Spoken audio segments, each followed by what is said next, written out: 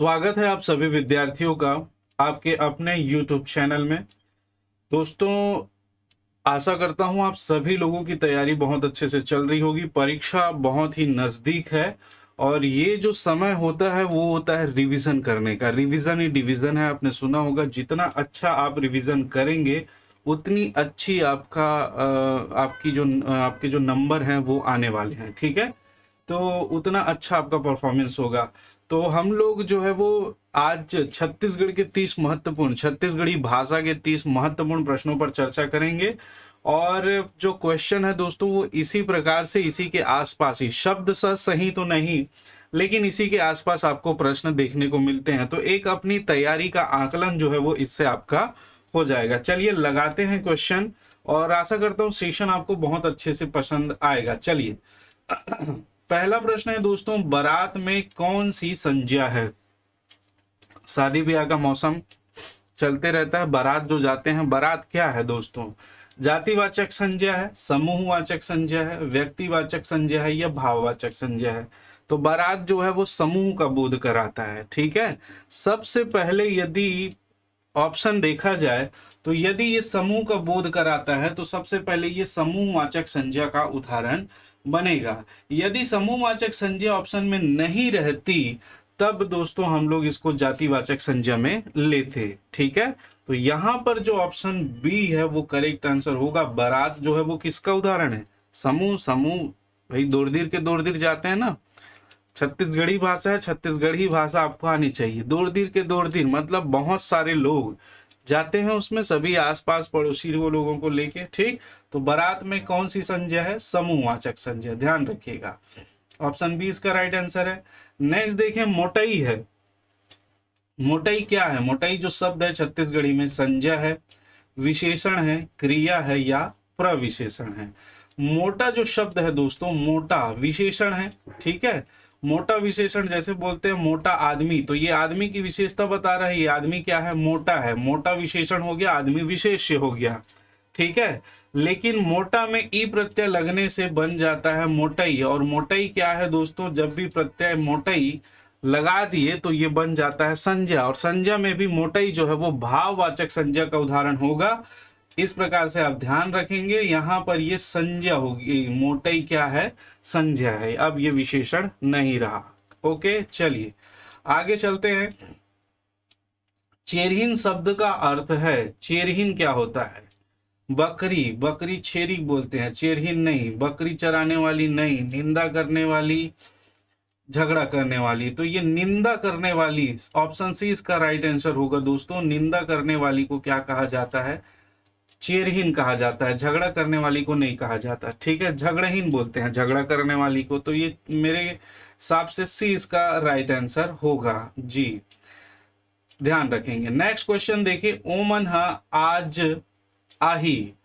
वाक्य है ओमन आज आही में ओमन जो रेखांकित पद है में कौन सा सर्वनाम है? ठीक है।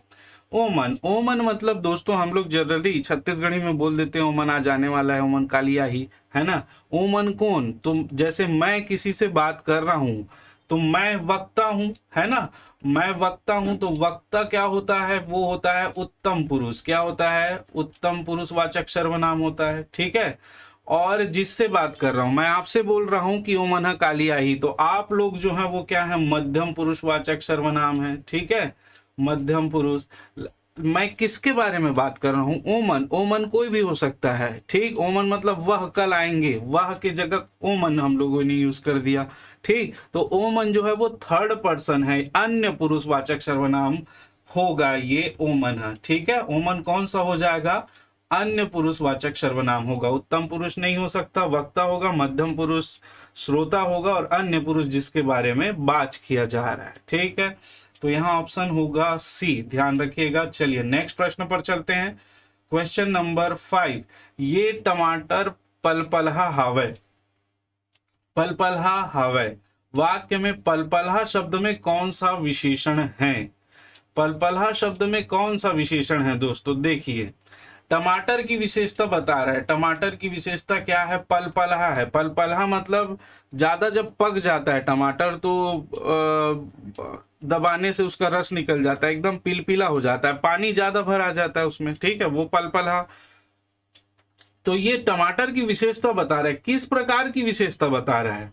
सर्वनामिक विशेषण। सर्वनाम शब्द से जो विशेषण बनते हैं वे सर्वनामिक विशेषण होते हैं, जैसे यह, वह, है ना, छत्तीसगढ़ी में एमन,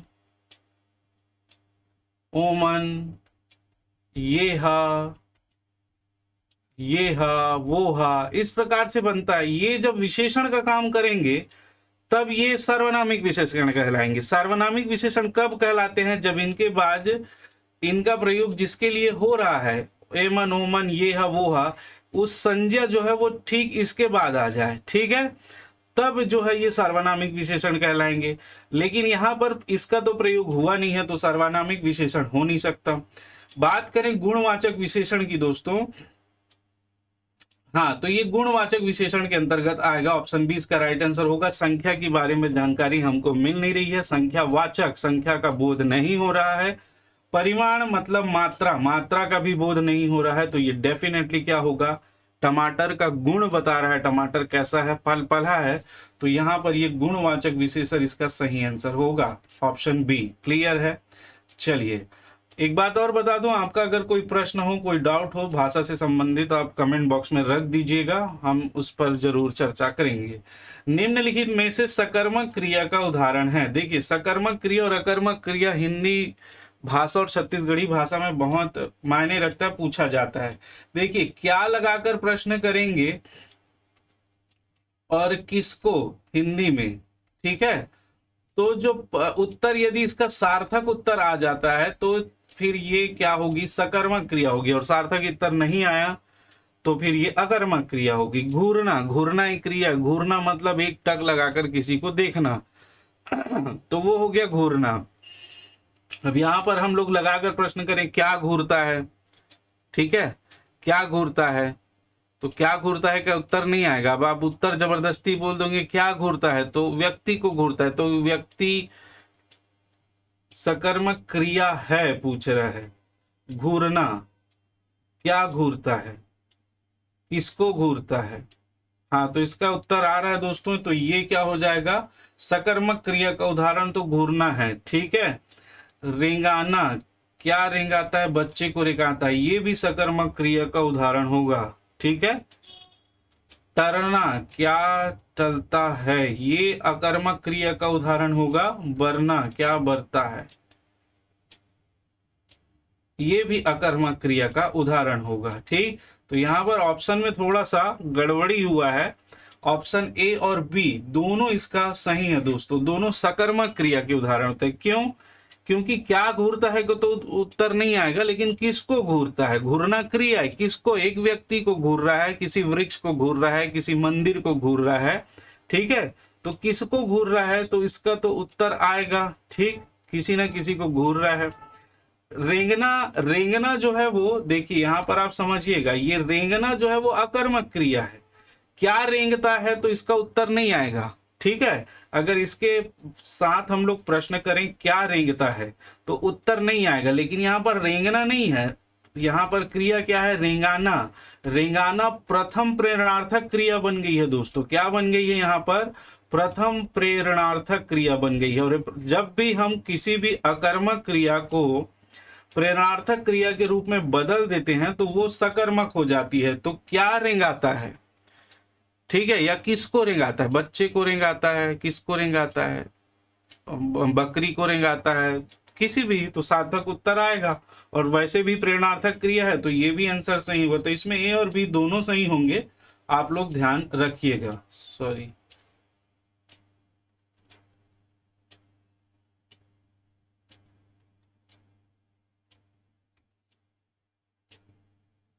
ठीक है, तो इसको ध्यान रखिएगा दोस्तों आप लोग, ए और बी दोनों इसका सही आंसर होगा। चलिए आगे चलते हैं। इसमें आंसर बी दिया हुआ है, लेकिन ए भी सही आंसर होगा, ऑप्शन में थोड़ी सी दिक्कत है। चलो नेक्स्ट प्रश्न है क्वेश्चन नंबर 7, मैं रायपुर जावत हाबों, ठीक है, हाबों कौन सी क्रिया है? देखिए, सहायक क्रिया है, पूर्वकालिक क्रिया है, नाम बोधक क्रिया है, संयुक्त क्रिया। पूर्वकालिक क्रिया क्या होती है? जब कर्ता किसी एक क्रिया को करके पूर्ण करके दूसरी क्रिया में संलग्न हो जाता है। जैसे मोहन पढ़ के सुत गे, मोहन पढ़ के सुत गे। अब यहाँ पर पढ़ के मतलब मोहन पढ़कर सो गया, इसका हिंदी अगर देखें तो पढ़ के, पढ़ना क्रिया है तो वो पढ़ाई का कार्य जो है वो पूरा कर लिया है। तो ये पूर्व काल में जो क्रिया पूर्ण हो चुकी है पढ़ के, ये क्रिया जो होगी वो पूर्वकालिक क्रिया होगी। तो यहाँ पर तो ऐसा कुछ है नहीं। ठीक, दूसरी बात करें नाम बोधक क्रिया, नाम कहते हैं हम लोग संज्ञा से, और संज्ञा से बनने वाली जो क्रियाएं हैं, संज्ञा जैसे हाथ एक संज्ञा है, हाथ संज्ञा है, जातिवाचक संज्ञा है। हाथ से बनता है हथियाना, बात से बनता है बतियाना, क्रियाएं बनती है।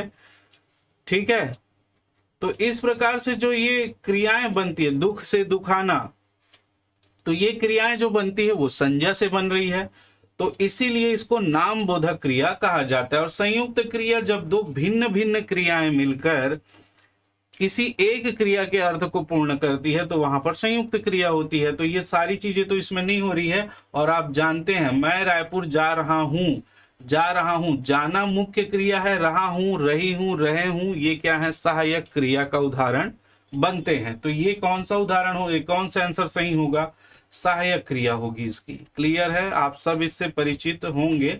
चलिए आगे हम लोग बात करते हैं अगले प्रश्न पर। निम्नलिखित शब्दों में दूर उपसर्ग है। दुरंगिया, दुर्घट, दुर्दशा, दुर्गत। दुर्घट देखिए दूर प्लस घट, दूर का घट जो है, घाट जो है वो दुर्घट है। दुर्दशा उसकी जो बुरी दशा है, दूर मतलब बुरा, दशा मतलब उसकी स्थिति, तो ये दुर्दशा इसमें भी है। दुर्गत, दुर्गत मतलब गया हुआ। ठीक, दूर मतलब दूर से, तो यहाँ दुर्गत भी जो है इसमें भी जो है वो दोस्तों दूर उपसर्ग है। और यहाँ पर दुरंगिया में नहीं है, दो रंग का, दुरंगिया मतलब दो रंग का, यहाँ पर दूर उपसर्ग नहीं है, ये छोटा ऊ होगा, इस बात को ध्यान रखेंगे, सुधार लेंगे, दुर्गत। ठीक है, तो ऑप्शन ए इसका सही आंसर होगा इस प्रश्न का। चलिए आगे चलते हैं। अनिक में कौन सा समास है? देखिए अगर समास आप लोगों ने अच्छे से पढ़ा होगा, अनिक, आ और नी, निक मतलब छत्तीसगढ़ी में होता है अच्छा भला, आ मतलब नहीं, जो अनिक मतलब जो भला, जिसमें भला ना हो, ठीक है, अनिक होगा। तो यहाँ पर आ जो है नहीं के अर्थ का बोध करा रहा है दोस्तों, और नहीं के अर्थ का बोध करा रहा है, तो यहाँ पर ये नए तत्पुरुष समास का उदाहरण बनेगा। और नए तत्पुरुष समास में ये तत्पुरुष समास, अगर नए तत्पुरुष समास नहीं है तो ये तत्पुरुष समास का उदाहरण बनेगा। ठीक है, अनिक जो भला ना हो रहा हो वहां नए तत्पुरुष समास होता है। नए से मतलब जहां पर नहीं क्रिया को रोकने या उसके विरुद्ध कोई कार्य किया जाता है, जहां पर आ, ना, बिना इस प्रकार के शब्दों का प्रयोग होता है, वहां पर तत्पुरुष समास होगा, और उसमें भी नए तत्पुरुष समास होगा। तो ऑप्शन बी इसका राइट आंसर होगा। आगे चलें। जिद्दी का पर्यायवाची नहीं है। जिद्दी किसको बोलते हैं? घोरिया, बिल्कुल जिद्दी बोलते हैं। पेलिया, बिल्कुल जिद्दी बोलते हैं। रेंधिया, बिल्कुल जिद्दी बोलते हैं। झीथरा का होता है फैला, बिखरा हुआ, झीथरा मुंडा, फैला हुआ, बिखरा हुआ। ठीक है, तो यहाँ पर झीथरा जो है वो जिद्दी का पर्यायवाची नहीं है, तो हमारा आंसर होगा ऑप्शन डी। ठीक है, चलिए आगे प्रश्न पर चलते हैं। घेरी भेरी मुंडीला झटकरैया मवेशी, जो जानवर घेरी भेरी मतलब बार बार मुंडी को झटकता रहता है, उसको छत्तीसगढ़ी में बोलते हैं दोस्तों कनमनहा, कंदियाना, कसहा, कठलैया। कनमनहा बोलते हैं। ठीक है, उस मवेशी को क्या कहा जाता है? कनमनहा गाय है जो मुड़ी को बार बार झटक रहा है। ठीक, तो ऑप्शन ए इसका सही आंसर होगा प्रश्न नंबर 11। नेक्स्ट है आपका, निम्नलिखित लोकोक्ति को पूरा कीजिए। कुसियार हा बड़ मीठा थे, तब शक्कर ला नहीं छोड़े, तब खेत भर नहीं बोए, तब छिलका ला नहीं खाए, तब जरी ला नहीं चुचरे। इसका आंसर होगा ऑप्शन डी। देखिए कुसियार मतलब होता है गन्ना। गन्ना जब बहुत मीठा थे, बड़े मीठा थे, ठीक है। तो गन्ना अधिक मीठा लगता है, इसका मतलब उसका जो जड़ होता है, जो जड़, जैसे ही आप जड़ के पास जाते जाओगे दोस्तों, उसका मिठास क्या होता है, खत्म होते जाता है। इसका मतलब जरी, जरी मतलब होता है जड़, और जड़ को आप नहीं खाते या नहीं चूसते हैं, ठीक है। तो यहाँ पर इसका अर्थ होगा तब जरीला नहीं चुका को मीठा है, लेकिन उसकी जड़ को नहीं खाते हैं, ठीक, तो वो सिट्ठा लगता है। तो ऑप्शन डी इसका सही आंसर होगा, क्वेश्चन नंबर 12। चलिए नेक्स्ट प्रश्न है, खार है फिर खेत नहीं, बुध है फिर चेत नहीं, लोकोक्ति का अर्थ क्या है। खार है फिर खेत नहीं, बुध है फिर चेत नहीं, इस लोकोक्ति का अर्थ है दोस्तों अलाल होना। ऑप्शन ए इसका राइट आंसर है, अलाल होना। खार है फिर खेत नहीं, बुध है फिर चेत नहीं, तो मतलब उसके पास सब कुछ होते हुए भी वो कुछ कार्य संपन्न नहीं कर पा रहा है, मतलब वो अलाल है। यहाँ पर इसका अर्थ होगा अलाल होना, ठीक है। ऑप्शन नंबर ए इसका राइट आंसर होगा। नेक्स्ट क्वेश्चन है, चंदा कस बरना, मुहावरे का चंदा मतलब चंद्रमा, चंद्रमा कस बरना मतलब जलना, चांद के समान रोशनी होना, बहुत खूबसूरत लगना, अल्पकालिक होना, अनुभवी होना। तो आप लोगों ने छत्तीसगढ़ वाले होंगे वो जानते होंगे, तो एकदम चंदा कस बरत हस, चंदा कस बरत हस मतलब बहुत ही सुंदर लग रहे हो, बहुत ही खूबसूरत लग रहे हो। ऑप्शन बी इसका क्या होगा, राइट आंसर होगा, ठीक है। चलिए आगे चलते हैं दोस्तों, क्वेश्चन नंबर 15। ठाड़ सुखाना मुहावरे का अर्थ है, खड़े खड़े सूख जाना, धूप में सुखाना, अवाक रह जाना, गुस्सा होना। जब हम लोग किसी ऐसी चीज को देख लेते हैं जब उसका एक्सपेक्टेशन नहीं रहता है, तो एकदम अवाक रह जाते हैं हम लोग, एकदम देखते रह जाते हैं, तो उसी को छत्तीसगढ़ी में बोलता है, मुहावरा है ठाड़ सुखा गेल देख के आदमी, ठीक है। तो अवाक रह जाना इसका सही आंसर होगा इस प्रश्न का, ठाड़ सुखाना मुहावरे का अर्थ। Option C is the right answer. निम्नलिखित में से स्त्रीलिंग शब्द है, स्त्रीलिंग शब्द है मुनगा, मुनगा जो है वो पुल्लिंग शब्द है दोस्तों, ठीक है। मुनगा अच्छा लगता है, मुनगा पुल्लिंग शब्द है।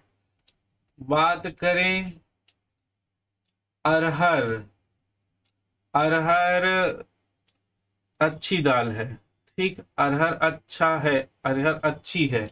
देखिए आप स्त्रीलिंग पहचानने के लिए उसका सीधा सीधा या तो आपको याद रहना चाहिए कि कौन कौन सा शब्द है, या तो आप उसको वाक्य में प्रयोग कर दो, आपको समझ में आएगा। सोना अच्छा लगता है, अच्छी लगती है क्या, नहीं, दही मीठा होता है, मीठी नहीं होती है, ठीक। चलिए तो इसका आंसर ऑप्शन बी करेक्ट होगा, अरहर, अरहर इसका सही आंसर होगा, स्त्रीलिंग शब्द है। ऑप्शन बी बिल्कुल ठीक है, ध्यान रखिएगा। नानकुन मटुकदास ओनहा पहिरे 150, नानकुन, ओनहा मतलब होता है छत्तीसगढ़ी में वस्त्र को ओनहा बोला जाता है दोस्तों। 150 होना पर जनौला है, जनौले का प्रचलन है छत्तीसगढ़ में। तो नानकुन मटुकदास ओनहा पहिरे 150, जनौले का उत्तर होगा पत्ता गोभी। यहां पर देखिए क्या उत्तर होगा, पत्ता गोभी, भुट्टा, प्याज या केला। तो नानकुन बोल रहा है दोस्तों, नानकुन मटुकदास मतलब छोटा सा है। तो यहां पर देखिए ऑप्शन ए भी हो सकता था, सी भी हो सकता था, चूंकि नानकुन मटुकदास है तो इसका आंसर प्याज होगा। प्याज छत्तीसगढ़ी में बोलते हैं गोंदली, इसका सही आंसर होगा। ओना वस्त्र, बहुत सारे छिलके होते हैं उसके, ठीक, इसको ध्यान रखिएगा। आगे चलते हैं, सी ऑप्शन सही। आय लुलू जाय लुलू पानी ला डर्राय लुलू, इसको बहुत बार पूछा गया है और इसका आंसर मेरे ख्याल से सभी जानते होंगे, जूता। जूता जो है वो पानी ला डर्राते मतलब खराब हो जाता है पानी से, है ना, चमड़े का जूता जब लेते हैं। तो इसका आंसर होगा बी, करेक्ट आंसर, ठीक। चलिए नेक्स्ट क्वेश्चन नंबर 19 की बात करें। छत्तीसगढ़ में डेढ़ सास का अर्थ है, छत्तीसगढ़ी में बोला जाता है ना डेढ़ सास, है ना, डेढ़ सारी, डेढ़ सास, ये सब होता है। किसको बोला जाता है, पति के पिता की बड़ी बहन को नहीं, पति के माता की बड़ी बहन को नहीं, पति के पिता की बड़ी बहन को नहीं बोला जाता भैया, पति की छोटी बहन को नहीं, पति की बड़ी बहन को, बिल्कुल पति की बड़ी बहन को ही क्या बोला जाता है, डेढ़ सास बोला जाता है, ठीक है, याद रखिएगा। चलिए छत्तीसगढ़ी में दरमी किसे कहते हैं? ठीक, तो आपको दिख रहा होगा दरमी सभी जानते हैं दोस्तों, अनार को कहा जाता है दरमी। छत्तीसगढ़ी में अनार को क्या कहते हैं? दरमी कहते हैं। ठीक है, तो इसको आप ध्यान रखिएगा। तो याद का 20 क्वेश्चन हम लोगों ने कर लिया है, 10 क्वेश्चन और बचे हैं, उस पर भी हम लोग जल्दी से चर्चा करते हैं। चलिए, क्वेश्चन नंबर 21, छत्तीसगढ़ में कसेली कहते हैं, छत्तीसगढ़ी में कसेली किसको कहते हैं दोस्तों? तो ये ऑप्शन ए इसका सही आंसर होगा, बर्तन को कहा जाता है कसेली। ठीक है, याद रखेंगे। चलिए, असत्य कौन सा समास का उदाहरण है? देखिए, मैं यहीं पर अभी इससे पहले डिस्कस किया था, आ और सत्य मिलकर बना है असत्य, जो सच नहीं है। यहां पर भी नहीं का अर्थ दे रहा है, इसका मतलब ये नए तत्पुरुष समास का उदाहरण होगा। मैं अभी बताया था नए तत्पुरुष समास के संबंध में। ठीक है, तो ऑप्शन बी इसका राइट आंसर होगा, असत्य। जी बिल्कुल। चलिए, निम्नलिखित लोकोक्ति को पूरा करें। उधारी के खवई और दूध के जरई, कान के फुकई, गन्ना के पेरई, पेरा के तपई। तो उधारी के खवई और पेरा के तपई, ठीक है, इसका आंसर होगा ऑप्शन डी। उधारी लेकर खाते हैं दोस्तों, कितने दिन चलता है? ठीक, 2 दिन में खत्म हो जाता है। वैसे ही पेरा, पेरा मतलब धान की बालियां जिसमें लगी होती है, छोटा सा जो पौधा होता है, धान निकालने के बाद जो बचता है उसको पैरा बोला जाता है। तो पैरा गला जब तापते हैं, ठंडी का मौसम चल रहा है, आग जला के गाँवों में पैरा तापते हैं, लेकिन पैरा क्या होता है? तुरंत ही जलकर 5 मिनट भी नहीं, 1 मिनट में जलकर खत्म हो जाता है। ठीक, तो वो तपई मतलब क्षणिक सुख देने वाला चीज होता है। उधारी भी क्षणिक सुख देता है और पेरा का तपना भी। तो इसीलिए कहा गया उधारी के खवई और पेरा के तपई एक के छरे। चलो, ऑप्शन डी इसका सही आंसर है।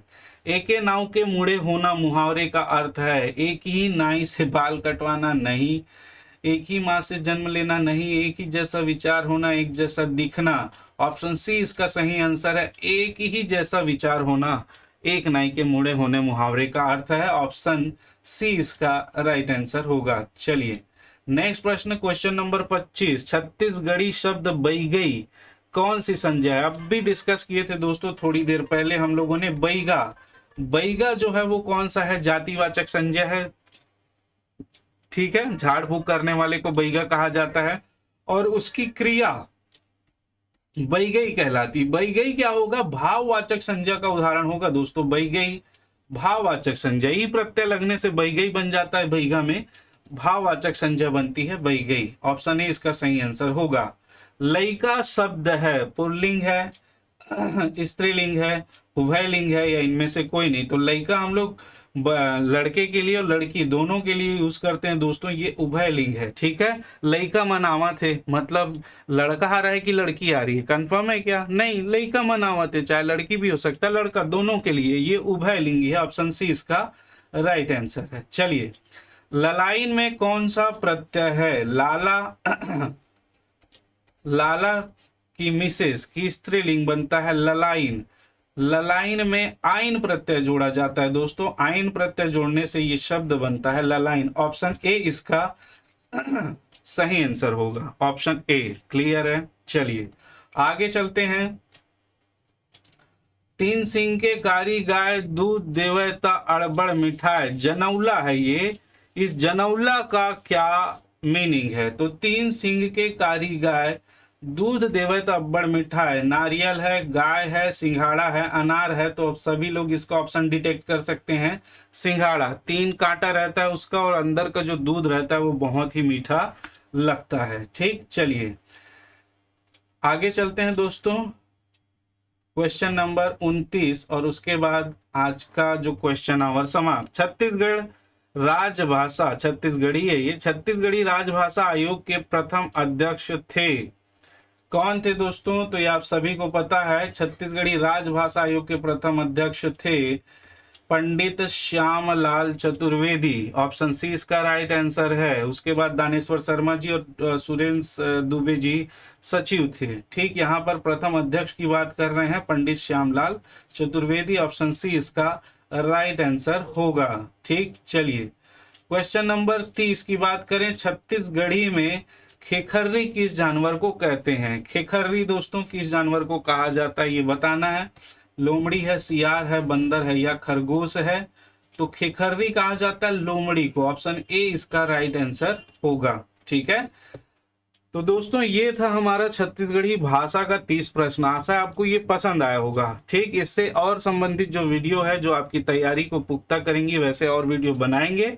यदि ये आपको अच्छा लगा हो तो लाइक कर दें, और नए हैं तो चैनल को सब्सक्राइब जरूर कर लीजिएगा। ठीक है, और आपके जितने भी क्वेश्चन है किसी से भी संबंधित, छत्तीसगढ़ी भाषा, हिंदी भाषा, तो कमेंट बॉक्स में रख दीजिएगा, मैं जरूर रिप्लाई करूंगा। ठीक, आज के लिए इतना ही। आप सभी का बहुत बहुत धन्यवाद। आप सभी सफल रहें, अपने लक्ष्य को प्राप्त करें। जय हिंद, जय छत्तीसगढ़।